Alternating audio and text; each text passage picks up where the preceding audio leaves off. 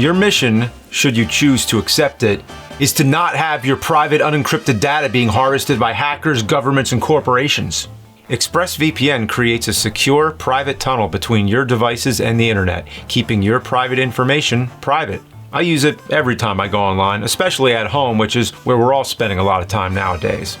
Expressvpn can even unblock geo-restricted content. I just watched Mission Impossible 2, even though it's not on Netflix USA, just by setting my location to Canada. It's so easy to use and it's fast. Plus, at less than $7 a month with a 30-day money-back guarantee, it's no wonder why ExpressVPN is the #1 rated VPN in the world by TechRadar, The Verge, Wired, and many more. Take back your internet privacy today and find out how you can get 3 months free just by clicking the link in the description. Just head over to expressvpn.com/Cinemassacre.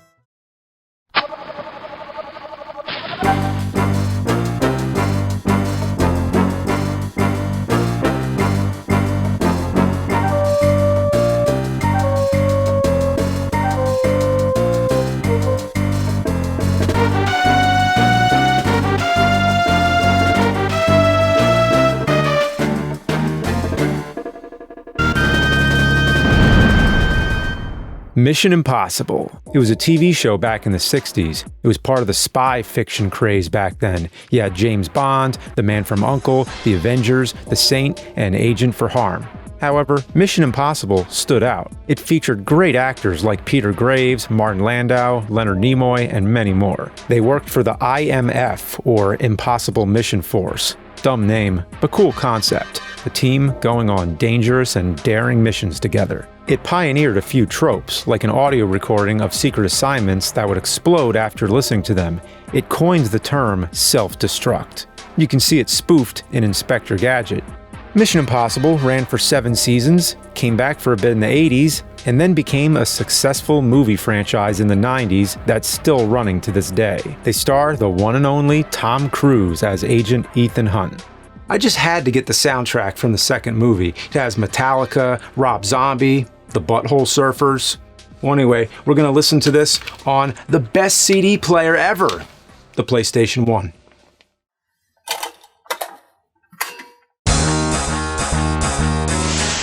Hello, nerd. The Bad Games Force is in need of your help. We fear the increased output of Mission Impossible movies will lead people to play the shitty games inspired by the series. Your mission, should you choose to accept it, is to review Mission Impossible for the Nintendo 64. Good luck. This message will self-destruct in 3 seconds. Oh, wait, that's not enough time!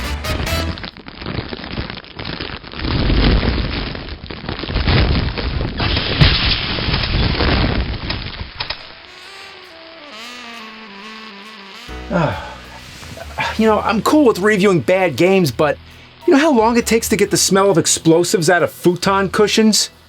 Dicks. Okay, so there's only been a handful of Mission Impossible games. The first was made by Konami for the NES in 1990 and was based on the second TV series. And then there was Impossible Mission 2, which is a totally different thing.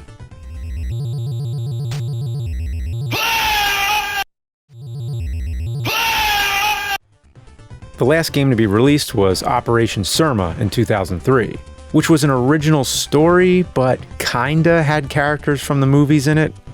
It's weird because the movies did pretty well, I thought, so it would only make sense that there would be a video game tie-in, but the first one we really got was in '98 on the Nintendo 64, which was a few years after the movie came out. And wouldn't you think that they'd release the game the same year as the movie to get the most hype?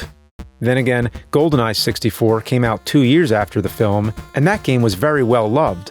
So maybe both game companies took extra time to focus on quality. Oh, never mind. It's from Ocean, the same company that pissed out Waterworld on the Virtual Boy. I've heard this game was a horror to make. It was originally meant to be a PC game. There was a corporate buyout of Ocean, and then different programmers took over. And that's the kind of shit show that leads to a shit game.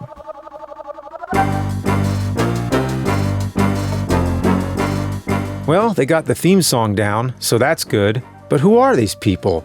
That guy looks nothing like Tom Cruise. And these other IMF characters weren't even in the movie. And the character Jim Phelps looks more like Peter Graves from the TV show and less like Jon Voight, who actually played him in the movie. Okay, let me explain. Peter Graves played Jim Phelps in the original show, and he was basically the main character and director of the IMF. But Graves refused to be in the movie because they changed his character into a bad guy so that Tom Cruise has someone to fight. So in the end, they replaced him with Jon Voight, who looks nothing like his in-game character. And if you look at the cover to the game, it's so generic. Don't you think they'd put a big picture of Tom Cruise's face on there, just like they did with Pierce Brosnan in GoldenEye? So the gameplay, I was under the impression it was going to be like a GoldenEye clone, but it's not. You can't go in all guns blazing. Each level is set up like a stealth mission from the shows and movies. You have to do things like knock people out, take their identity, sabotage equipment, fake documents, frame other people, etc., etc. Classic spy stuff. What the game is trying to do is actually pretty advanced for the time. I haven't played the Hitman games, but this sounds a lot like them, except this one will be more like Shitman. So Ocean tried to innovate in many ways. Wait, what's the opposite of innovate? Deviate, regress? I don't know. The controls are whatever that is. They're ass backwards. If you have to hit a control panel or something, you'd better be standing in the right spot, or else you'll just jump up and down like a kangaroo. You ever try to pick something up, but jump instead? Don't you hate it when that happens?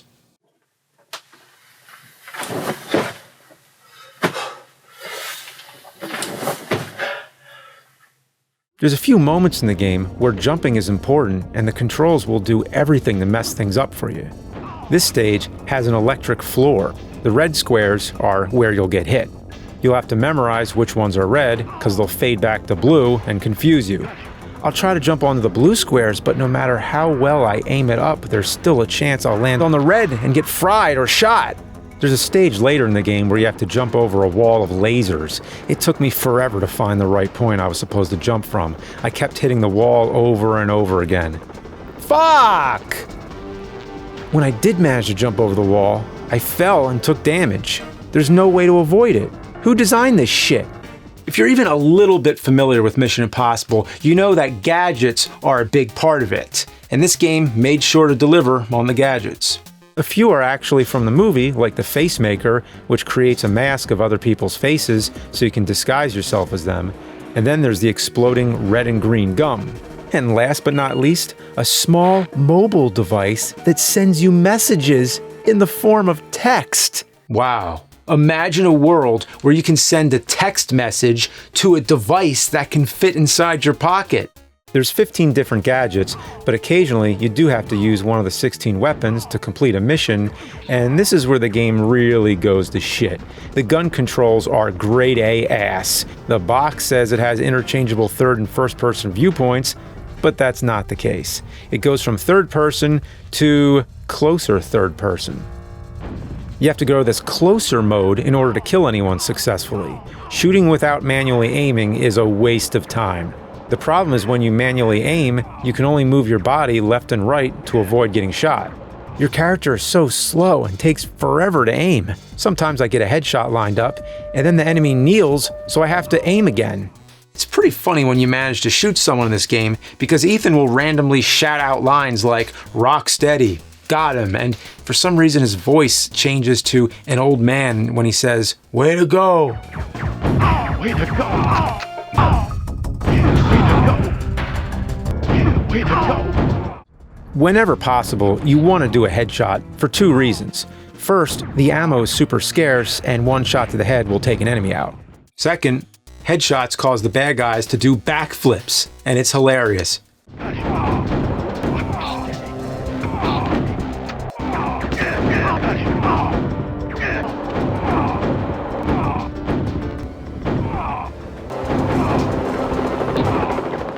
Back to the objectives. The game gives you a little radar that lets you know where each objective is with a red, white, or green dot. Unfortunately, it doesn't tell you which dot is which objective. Sometimes it's not an issue because some objectives can be done out of order, but sometimes they'll do something too early and ruin the entire mission. Oh, and go figure, there's no checkpoints or saves. If you die or mess up, you have to start the mission from the beginning of the level. I think the dumbest mission in the game is when you're in the warehouse in Russia. You have to blow up some equipment and look for an exit. The first obstacle you encounter is this wall of boxes full of toxic gas. So what do? Well, obviously, you shoot them and fill the room with poison. After this, you have to find health and eventually get a hazmat suit. And the whole time, you shoot more boxes full of poison and explosives. Why doesn't he just pick up the boxes and move them? Ethan Hunt can climb the tallest building in the world, hang on to the side of a plane that's taking off, and scale a mountain with his bare hands, but picking up a crate is just too hard? It's literally impossible for him. There's also a few levels that turn out to be one long escort mission. You know, where you gotta get a character from point A to point B. It's infuriating. This girl, Candace, is constantly getting killed or arrested. It's almost as bad as having to walk around with Lois Lane in Superman 64. Why do so many games do this? Has anyone ever enjoyed an escort mission? As said before, the game doesn't resemble the movie very much. Unlike GoldenEye, it does its own thing. Until the midway point, where it suddenly remembers it's based on a movie. Ethan gets framed and is accused of being a mole who leaked secret identities of IMF agents using a stolen data file, so he's forced to break into CIA headquarters to get the other half of that list, for reasons. But all you need to know is the game has that famous scene where he breaks into the high-tech vault and suspends down on ropes. You know, you've seen countless parodies of that scene. Yet instead of being suspenseful and exciting, this scene in the game is just infuriating. The room is filled with lasers you have to avoid. How do you avoid them? By swinging around like an idiot, of course. Look at this asshole swinging around the room. Imagine if this happened in the film. It looks like some Battletoads bullshit. This part takes forever. You have to constantly move the camera and rely on the awful controls to swing around the lasers. I lost count of how many times I tripped an alarm or face planted. You eventually meet the arms dealer Max, and I love how the background characters are so poorly programmed that they actually walk through the main characters in the cutscene. In this level, you have to snipe enemies trying to kill Ethan. The sniper you play as is the character Luther from the films. Here's what he looked like in the movie, and here's what he looks like in the game. I'm starting to wonder if the people who made this even seen the movie. So you find out Phelps is the mole and have to kill him. This could be fun, but Ethan moves like a mile an hour on top of this train. The whole time you're chasing him, you gotta shoot bad guys and blow up cars and helicopters with rocket launchers. That's a fun idea for a level, but this game finds a way to make it boring as fuck. They add a bonus mission at the end where you return to the base from the first mission. It's more the same, except for the final level where you're on a gunboat blowing up the entire base. It feels like it was from a completely different game and they just shoehorned it in.